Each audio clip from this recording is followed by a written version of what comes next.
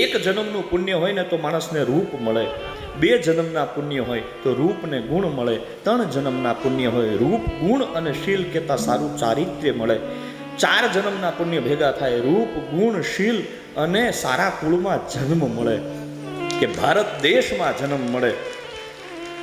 5 જન્મના જેના પુણ્ય ભેગા થયા હોય રૂપ ગુણ શીલ ભારત વર્ષમાં જન્મ અને એમાંય ગુજરાતમાં જન્મ મળે.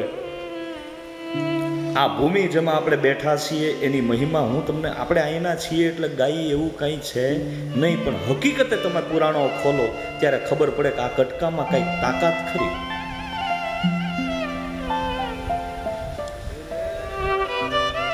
કેમ ભાઈ કૃષ્ણ ભગવાનને વ્રજ છોડીને અહીંયા જવાનું મન થયું? અખિલ કોટી બ્રહ્માંડ નાયક, જગતનો નાથ, જગતનો બાપ, પણ 11 વર્ષ અને 52 દિવસ વ્રજમાં રહ્યો, 11.5 વર્ષ એ મથુરામાં રહ્યો, અને પછી 1.25 વર્ષમાંથી 100 વર્ષ એને ગુજરાતમાં ગાળ્યા.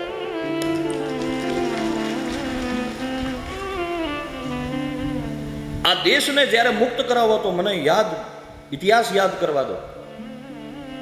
આ દેશને જ્યારે મુક્ત કરાવવો છે ત્યારે પોરબંદર થી એક ધોતી નીકળી છે, પછી એમાં એ બધા જોડાયા. સિદ્ધાંતો વિચારો સૌના અલગ અલગ હોય એ વાત અલગ છે, અને એ જ દેશને એક લોહ પુરુષ જો કોઈ આપ્યો હોય તો આ ગુજરાતની ભૂમિએ એના વિચારો, અને એણે જેટલું કીધું હતું એ કર્યું એટલે સુખી થયા, જેટલું નો કીધું નો કર્યું એના શું પરિણામો આવે એ આપણને શું ખબર છે, અને એમાં આપણે કઈ ઊંડું જવું નથી. જ્યાં જ્યાં સરદારે ના કહેલી આ નહીં આ નહીં આ નહીં આ નહીં, અને મને હજી ઓલો પ્રસંગ યાદ આવે.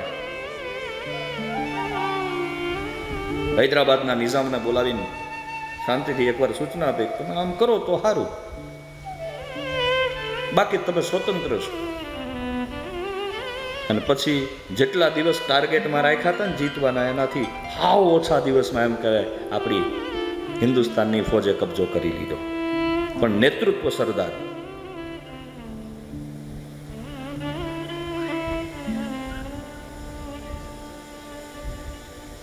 સલામ 100 લાખ સલામ કરીએ ને તો પણ ઓછી પડે આ વ્યક્તિત્વને.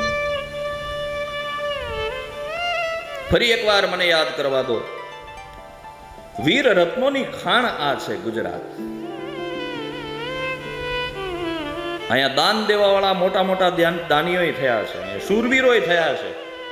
સોમનાથની રક્ષામાં એમ કહેવાય કે માથું કપાઈ ગયું ખાલી ધડ લડે તો વીર હમીરજી ગોહિલ ધર્મની રક્ષા કાજે કપી ગયા. અને જ્યારે રજવાડા એકઠા કરવા હતા તેથી પહેલા વહેલા આપણું જ કાઠિયાવાડ, આપણું જ સૌરાષ્ટ્ર, અને એમાંથી આગળ આવીને ભાવનગર નરેશ કૃષ્ણકુમાર સિંહજી એ આગળ આવીને કીધું કે પેલો હું તમારી સાથે છું. આ દેશ દેશ નથી, આ દેશ એ વિચાર છે, આ દેશ એ સંસ્કૃતિ છે, અને આ દેશ એટલે સંસ્કારનું મૂર્તિમંત સ્વરૂપ છે. પ્રભુ તમે વિચારો, એટલા આવ્યા, અંગ્રેજો આવ્યા, મુગલો આવ્યા, બીજા આવ્યા, ત્રીજા આવ્યા, આ બધાએ આક્રમણ કર્યું તોય આપણે ટકી રહ્યા. આ ભગવાનની દયા ન કહેવાય?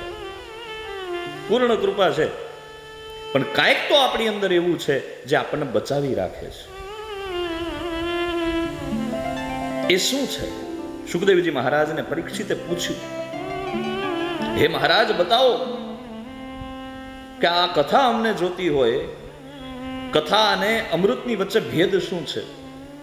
બોલે કથા છે ને એ જે સાંભળે એ અભય થાય, અને જે અમૃત પીવે એ અમર થાય.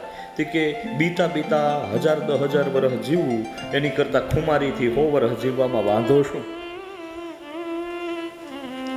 નહીં મહારાજ, મારે આ કથા જોઈએ છે, મને અમૃત નથી જોતું. ત્યારે દેવતાઓને અભક્ત જાણી અને કાઢી મૂક્યા છે, અને એ કથા સુખદેવજીએ પરીક્ષિતને સંભળાવી.